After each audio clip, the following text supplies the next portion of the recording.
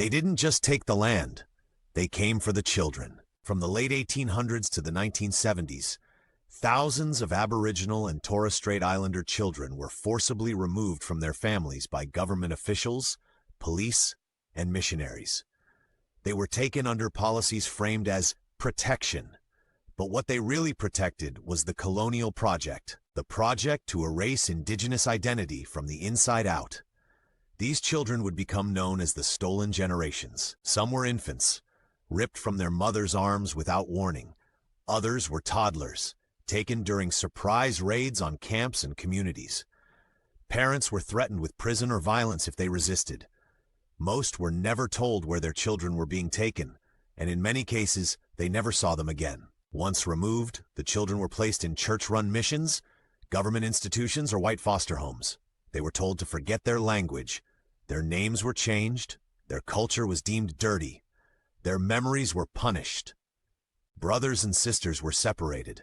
Elders were cut off. The chain of knowledge, of stories, of dreamtime, of land, was shattered. Many children suffered physical abuse. Others endured years of sexual violence. They were overworked, underfed, and taught to be ashamed of who they were. And when they turned 18, they were thrown out into a world that didn't accept them, with no family, no history, and no support. This wasn't accidental. It was a government policy. The aim, openly stated, was to breed out Aboriginality, to assimilate the children into white society and erase Indigenous identity within a few generations. But you cannot erase what refuses to be forgotten. Survivors began to speak out. They told their stories of trauma, of isolation, of deep, unhealed wounds. In 1997, the landmark Bringing Them Home report finally exposed the truth to the nation.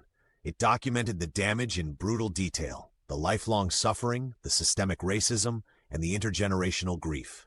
Yet even then, denial persisted. Apologies were delayed, reparations were resisted, and for many, justice never came. The legacy of the stolen generations isn't just a scar from the past.